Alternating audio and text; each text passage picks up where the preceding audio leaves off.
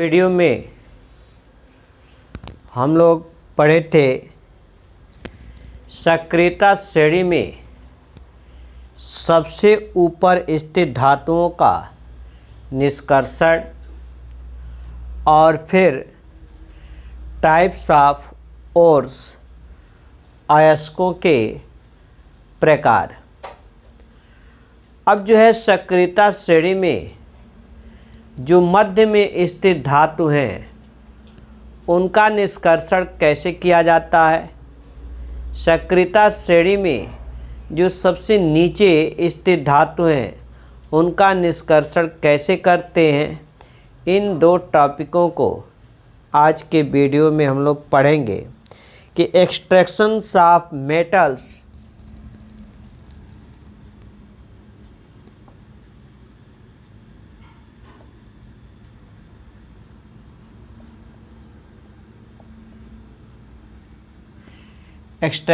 of metals present in the middle of the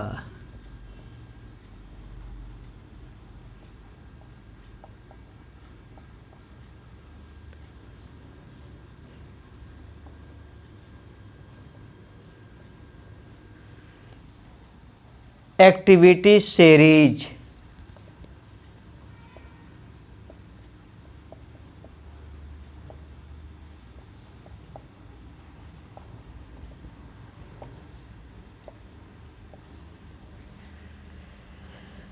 अर्थात सक्रियता श्रेणी में जो मध्य में धातु पाए जाते हैं उनका निष्कर्षण हम कैसे करते हैं। तो सक्रियता श्रेणी में मध्य में धातुएं जो हैं जैसे जिंक है, आयरन है, लेड है, कॉपर है, ये जो है कम विद्युत धनात्मक होता है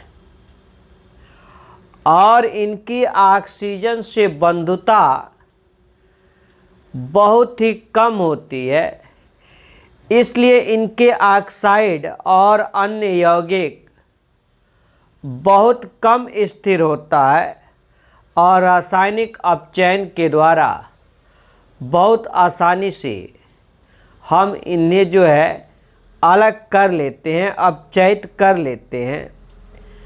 सल्फाइड और कार्बोनेट अयस्क की तुलना में धातु को उसके ऑक्साइड से प्राप्त करना अधिक सरल है। अर्थात सल्फाइड या कार्बोनेट की तुलना में धातु को उससे प्राप्त करना अधिक सरल है।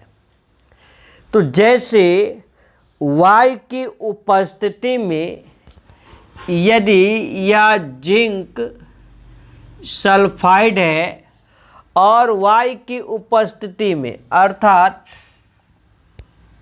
O2 वायु की उपस्थिति में हम गर्म करें, टेम्परेचर ताप दें, गर्म करें, तो यह जो है ZnO जिंक ऑक्साइड और सल्फर डाइऑक्साइड में परिवर्तित हो जाता है। तो जिंक ऑक्साइड और सल्फर डाइऑक्साइड, तो यहाँ पर यदि हम 2 कर दे रहे हैं तो सल्फर भी 2 हो गया, तो यहाँ भी हम 2 अर्थात 2। तो Zn भी जिंक भी यहाँ 2 होगा, तो यहाँ पर भी हम 2। तो इस तरह से ऑक्सीजन यहाँ 2 और 2 दूना 4, तो 4 और 2 6, और यहाँ पर 2 है तो 3 से यहाँ गुणा कर देते हैं, तो 3 दूना 6, 6 ऑक्सीजन। तो ये समीकरण जो है संतुलित हो गया।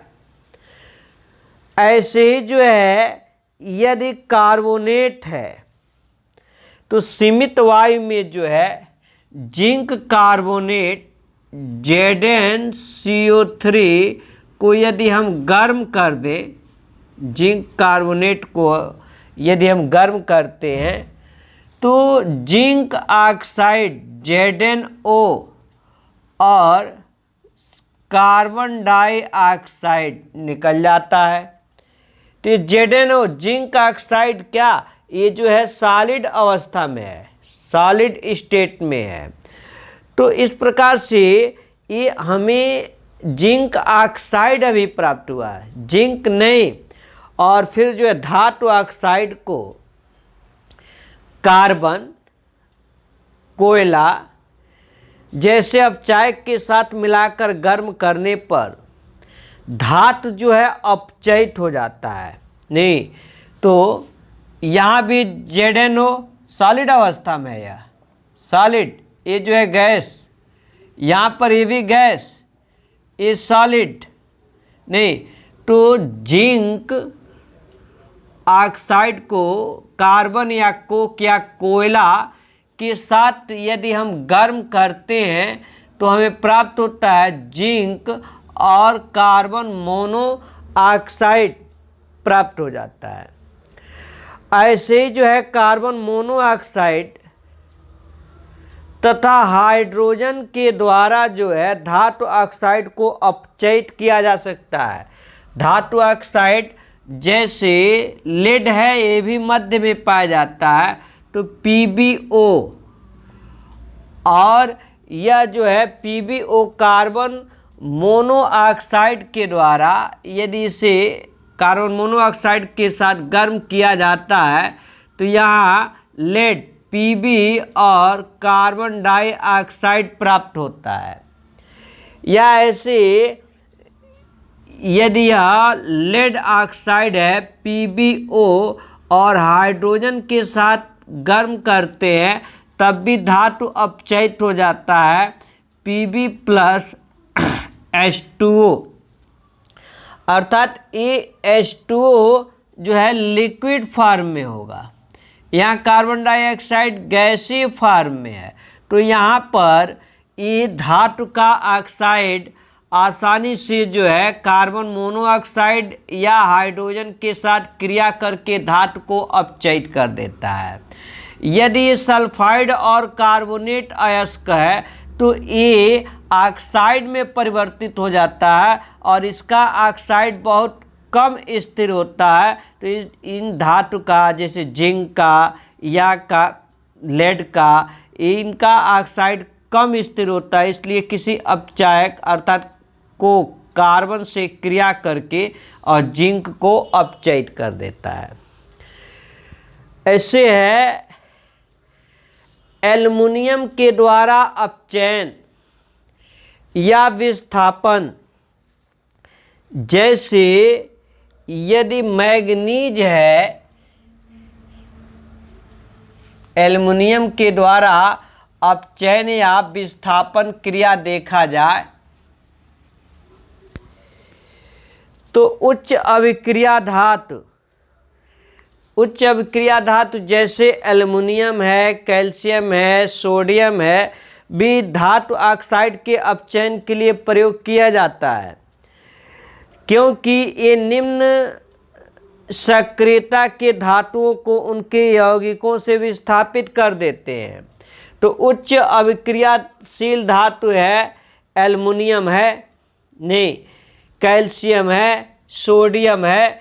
तो यदि मैग्नीज डाइऑक्साइड MnO2 और यदि एल्युमिनियम के साथ इसे क्रिया कराया जाए और उच्च ताप पर यदि गर्म किया जाए, टेम्परेचर उच्च ताप दिया जाए, तो बन जाता है Al2O3 प्लस Mn जो है मैग्नीज जो है क्या अपचयित हो जाता है। तो यहाँ पर यदि हम 2 कर देते हैं तो एल्युमिनियम 2 दूना 4, यहाँ 1 ही है तो यहाँ 4, ऑक्सीजन 2/3 6 और यहाँ ऑक्सीजन 2 है तो यहाँ 3 कर देते हैं, तो 3 दूना 6, मैग्नीज भी यहाँ 3 हो गया तो यहाँ 3। तो ये एल्युमिनियम जो है मैग्नीज को क्या कर दिए भाई, अपचयित कर दिया।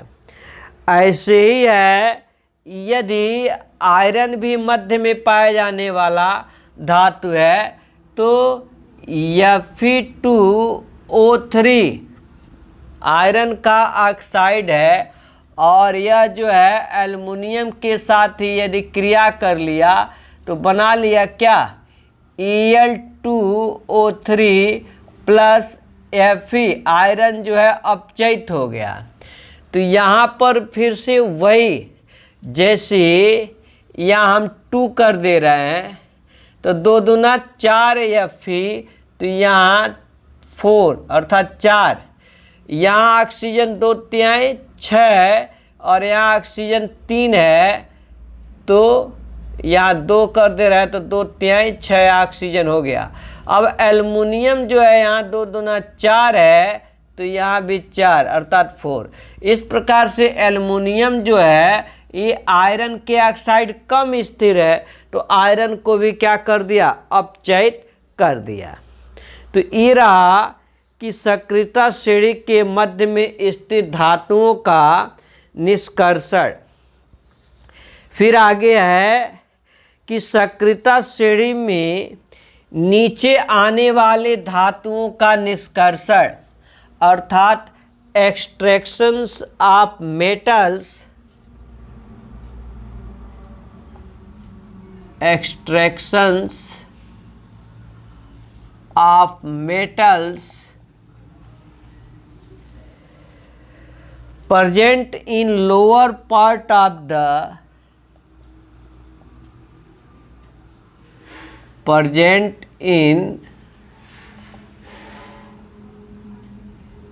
lower part of the activity series.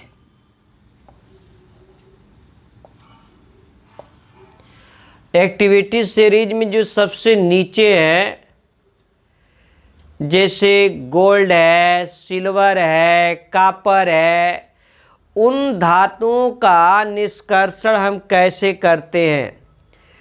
तो सक्रियता श्रेणी में नीचे भाग में स्थित धातु मरकरी भी है, सिल्वर भी है, बहुत कम विद्युत धनात्मक होता है। मरकरी सिल्वर बहुत कम विद्युत धनात्मक होता है।